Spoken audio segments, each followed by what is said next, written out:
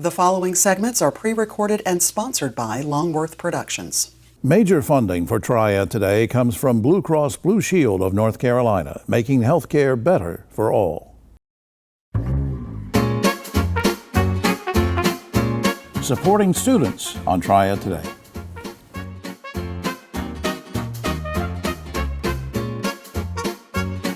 Hello everyone, I'm Jim Longworth and welcome to another edition of Triad Today, coming to you from the Kernersville Auto Museum. We'll tell you more about the museum later on, and later on is when the roundtable shows up, and we'll get into all sorts of controversial topics with those guys, so stay tuned. Some great guests, important information coming your way throughout the half hour, but what we want to start is talking about our climate and an organization called EarthShare, and we do it with a first-time visitor to the show. Heather Beard is Executive Director of EarthShare North Carolina. Welcome to the show. Thank you, Jim. Thanks for having me. What's the mission of EarthShare? So EarthShare North Carolina is a collection of 25 environmental nonprofit organizations, and our work is to create opportunities for individuals and businesses to learn about and get involved in that work. So now, last week or the week before, we gave a plug to the Climate Week activities that were going on. Now that's behind us. So what kind of workshops and things went on, and what did you cover? What did people learn? Yeah, so with Climate Week, the whole purpose is that there's a great amount of climate concern and anxiety and people not knowing what to do about it. And so we created Climate Week to create a week of learning. We had sessions to just help people take practical steps to reduce their climate impact. So these were what happens in your kitchen, what happens in your home with weatherization, how you're landscaping. All of these different topics are things that not only individuals can do, but we all need to do in order to manage our carbon footprint. That's interesting because there are several of those things you talked about that we can do. When you talk about in the kitchen, give me an example of something that we can do that helps the climate, because I don't think about climate when I'm cooking sausage or something. Yes, well, it is the impact of compost, so food waste, going into landfills is a great contributor to climate change. Oh, okay. And so having systems where you compost your food, either you do that in your own home or there are many services that'll come and pick up your compost from your front yard and go take it and turn it into fertilizer for you to come back and put on your garden. Absolutely. Okay. Well, that's a good recycling tip anyway. Mm-hmm. I don't want to get into politics too much, but as you know, there's a pullback on really recognizing, on the part of politicians, recognizing that we have a problem with climate. Does this hurt what you're trying to do, or give me your thoughts on that? Yeah, so there is a, the landscape right now is that there's a pullback, but I guess the question is, how does that translate? Are businesses doing less? Are individuals doing less to be concerned about it? And the fact is that the climate change is happening, it's here, and that people know this and they're taking action on it. And so, on the business front, what we heard a lot this week in Climate Week was just use the data and put the story with it. And the data is that the energy transition is better for the economy. Right. And so that is the data. Make the business case that is more affordable to be making the environmentally conscious decisions. Right, and even though there are a lot of people that say, well, there's no problem with the environment, there's still people out there that you've mobilized, individuals and communities, that can still make a difference. Now, we talked about some of the things we can do as individuals, but it's important for communities to get behind these kind of efforts, right? Mm-hmm. Yeah. Yeah, and that's so the wonderful thing that happened at Climate Week this year and last year as well is that it's individuals need to make a difference, businesses need to make a difference, but there's also collective difference, the community-wide. Yeah, right. And so one of the things that came out this year was just that there are community initiatives that could be taking place that would scale up the impact that we're having on reducing our climate concern. Sure. And so one of those is, if we go back to the compost question, municipalities should have composting sites just like we have recycling sites. And so it's common. Nobody questions anymore recycling. I got you. No, that's right. That's right. So, but we need a voice. We need the voices of people from across the community saying this is something that we need to do and we can do to take care of our earth. All right, well, up on screen there, share nc.org. Please check that out. You can also go to ncclimateweek.org just to go back and look at some of the videos and things. And thanks to our buddy Keith Granberry for suggesting this segment. Heather, thanks for all you're doing. Thank you, Jim. We'll be right back. I am so Why frustrated. can no one help me? Waiting This is isn't a the nightmare. work. I think it's healthcare is broken. At Blue Cross and Blue Shield of North Carolina, we get it. Really? Really. That's why we're making healthcare better for all. Starting with you. Yes, you, Daryl. We're making plans easier to navigate by putting your benefits, prescriptions, and details all in one place. Convinced? No. But it's a start. We'll take it. Blue Cross North Carolina. Making healthcare better for all. Starting with you. The world's brightest are Fulbrights, Goldwaters, McNairs, and Spartans. Prestigious doesn't have to be expensive. And we know you will make a difference wherever you go.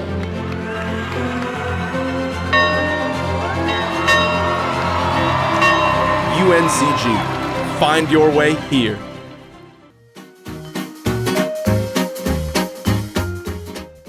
Back now on Triad Today, and I'm with two lovely ladies who do such good things for so many families in the area who need them. And I'm with Christy Bird, who's been on the show many times before. Christy's Director of Patient Advocacy for Mountain Valley Hospice, and Kelly Tolbert Holbrook is a community educator, and she's sort of like a special guest since, Christy and I have done this so many times before.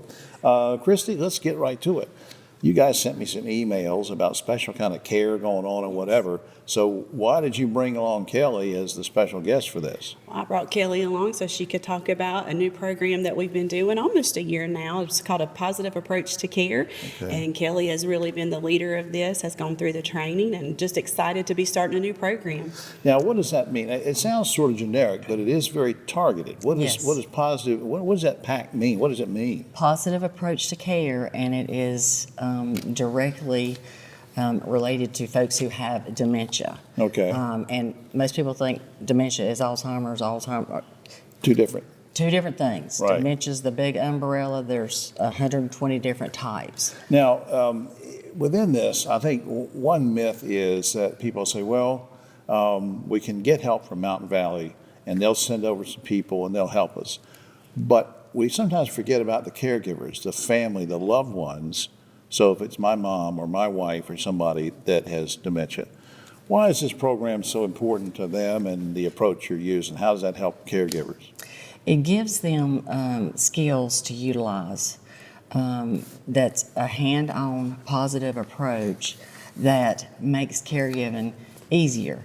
It's more about the relationship. It puts the person first, and by doing that, it makes the daily task easier. Right. So are you sort of training caregivers? Yes, I'm training caregivers, hospice staff, facilities, senior centers, anybody that wants to know anything about dementia and this new positive approach. Why is it so important for families to understand more about dementia? Because again, you already said it gets confusing with terms and things, but why is it important as a loved one or a support system to understand more about it? Because the care partner needs to know the whys of why the person's brain is changing. And then once they know that, they can interact in a more positive way, which makes the relationship a lot better. Give me a tip just one tip maybe for a caregiver who has a loved one diagnosed with dementia. What's something that you might be telling them to look at? Don't argue with them. Don't argue. No. You're not going to convince them, so don't argue with them. Go along with them. Because they don't know. Get in their reality. They don't know. They can no longer get in your reality. They don't know. Okay. And you can argue till you're blue in the face, and they're still not going to know. Man, that's got to be hard because you love this person and you've known them a certain way, and now you need to relearn. how to work with them and care for them. I think that's so important. I think the two of you have got some workshops coming up. Isn't that right, Christine? We do have some workshops coming up, and they're all listed on our website, and they are for our community at large. Right. What, since Christine and I have known each other a long time, Kelly, I'll ask you a personal question. Okay. What gratification do you get from working with this program?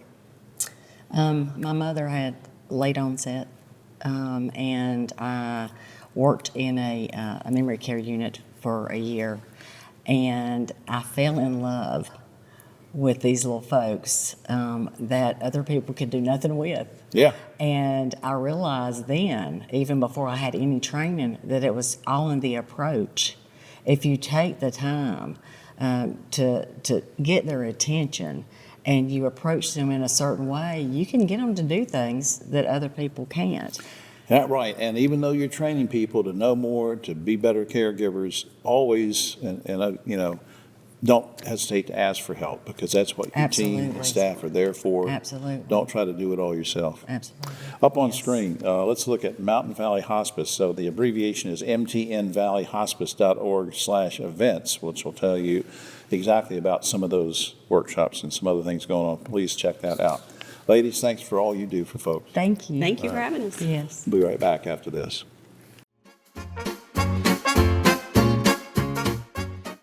Hi, I'm Jim Longworth, reminding you that Triad Today also airs on GTN Spectrum Channel 13 and streams on WFMY Plus, free on Roku and Amazon Fire.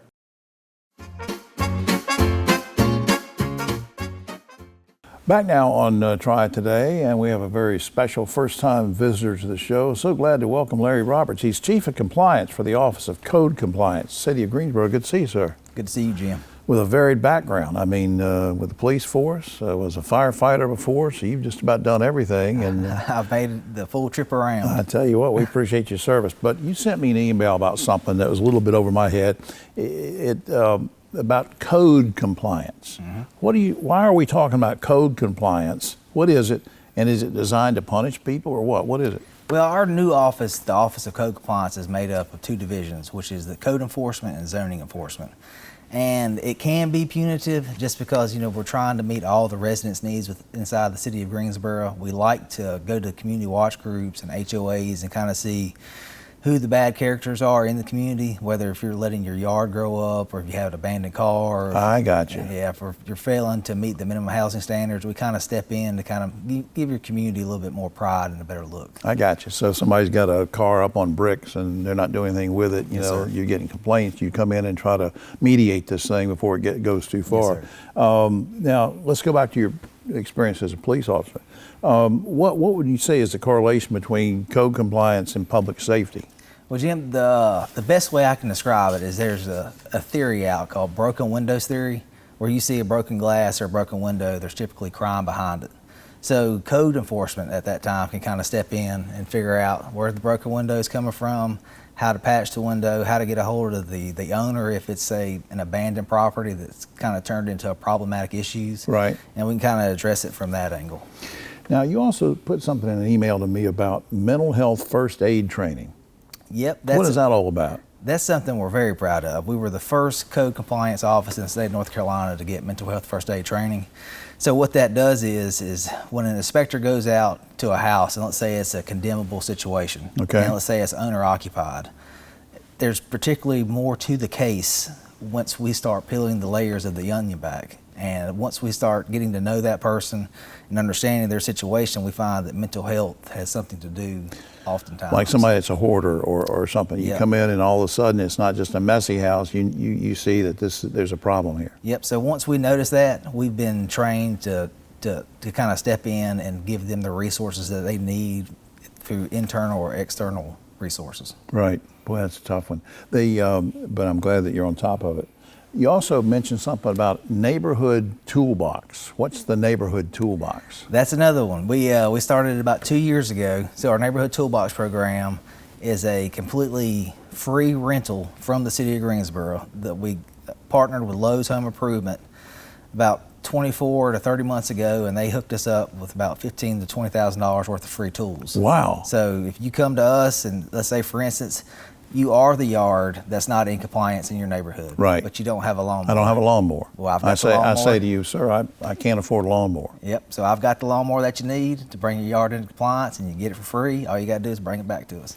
See, I think that I just commend you guys for what you're doing, because it may not be a purely preventative thing, but it gets ahead of the problems before it gets so bad that you can have, bad feelings and violence and punitive actions, that kind of thing. Now, you were telling me off camera, you've worked for the city for how long in one capacity or another? Yeah, I started when I was 18 years old. I literally graduated high school on a Friday, and that Monday, here I am, City of Greensboro. I just think it's great. So we didn't rehearse this or anything, but what would you say is the most gratifying thing about your job now? You've done everything, but about this particular job. It is 100% the community involvement. Knowing that you get a problem, which it could be a various different problem, whether it be through public safety, code enforcement, zoning enforcement, just getting the problem and working your way through it and coordinating the efforts through the proper channels, and then seeing it come to a completion and seeing the happy community. Right. That's what it's all about. That's great. Up on screen is the general website, greensboro-nc.gov. Please check that out. Lots of portals you can go to find out things. Larry Roberts, will you come back sometime? Yes, sir. Good. Thanks for everything you do for everybody. I appreciate it, man. Thank you, Jim. All right. We'll be right back after this.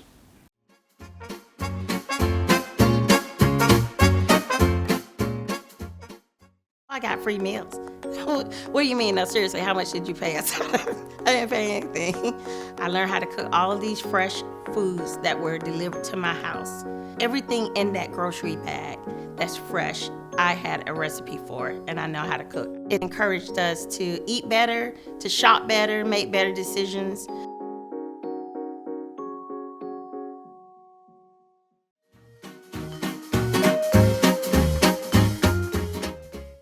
Back now on Triad Today. Always glad we can spend a few minutes with some of the good folks from Alamance Community College, and we're going to do that right now with Jimmy Burgess. He's a student success coach for the TRIO program. That's with student support services that we're going to talk about and get Jimmy to talk about, of course, with Alamance Community College. Good to see you, sir. Good to see you too. Thanks for being here. Thank you for having me. All right, what is TRIO in the sense that what you're doing with students? Well, TRIO is a part of a grant-funded, federally funded organization that is across most of the United States in terms of colleges and high schools. What we do is we come along students that are first-generation students or under income, or those that have documented disabilities. Okay. And what we pretty much do, we pretty much assist them in terms of their college experience. So at Alamance Community College, my title is a student success coach. Right. So we coach them along. We make sure if they're having any issues in class or school, we kind of make sure that they get through that. If their grades are falling below, we get alerts, and then we make sure that they get them up. So yeah, Jimmy, excuse me for interrupting. How do people enroll in this? I mean, if they say, well, I want to go to Alamance Community College, I have a disability, or I come from a low-income family, I've got some problems I need to talk to somebody about. How do they hook up with you in the TRIO program? Well, really, we go out and look for them. We want to make sure that we find those individuals that need that help. So first of all, we go through the application process, and we go make sure that they have Pell Grants and those kind of things. That's our first look at that. Okay. Any individual that's receiving a Pell Grant, we want to make sure they get into our program, and that's how we find them. So we actually go out and recruit those individuals. We go look classroom to classroom, peer to peer, making sure that we can find those individuals that need that help. I think that's great. Give me an example, one example of a service that you might provide to me if I'm a TRIO student. Well, one of the things that we're going to do is make sure we're going to go through a student success guide. I'm going to build that out for you, okay? So then I'm going to ask you a series of questions of things that you may need from us, whether it be tutoring, counseling, mentoring, financial aid help, dealing with your own finances. So those are some of the things that we want to make sure that you can achieve while you're in the TRIO department and once you get out of Alamance Community College. Now, how long have you been doing this? I'm going into my third year working with the TRIO department. Well, then let me put you on the spot and ask you, we didn't rehearse this, but put me on the spot. What kind of success do you think, or feedback, do you have a sense of how this is working? I think it's working really well. A couple students just in mind. So one of the things that we have to make sure that we're meeting stats on is in terms of making sure kids are transferring out to four-year colleges. Okay. So you start out at an associate's degree, and then you transfer to a four-year college. So we're thinking of a couple students just right now that we've transferred to Lees-McRae School, to A&T, NC State. So those are the things that we want you to continue your education beyond Alamance Community College. How has this whole thing sort of shaped your perspective on higher education and on the equity of such? Well, listen, we all come from different walks of life, and some things we can control, some things we can't. But from my perspective, assisting a student through the process of getting their education has tremendously impacted me, because you get to see you see the results, and you see them progress past the results from the Alamance Community College.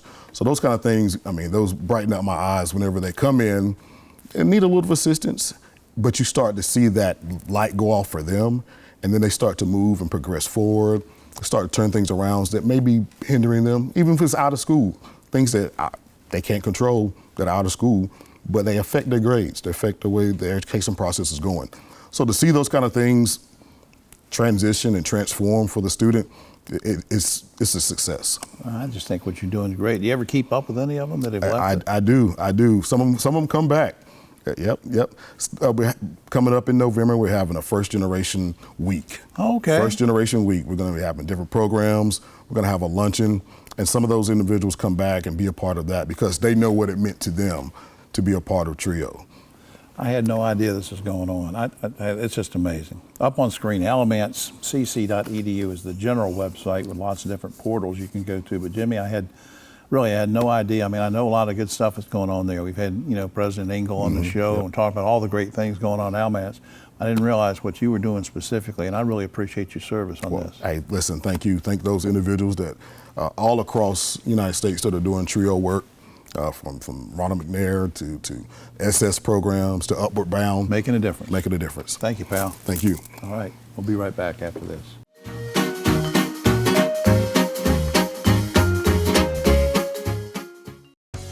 Hi, I'm Jim Longworth, reminding you to catch my column Longworth at Large and Yes Weekly every week. It's available throughout the Triad, or you can go online, yesweekly.com.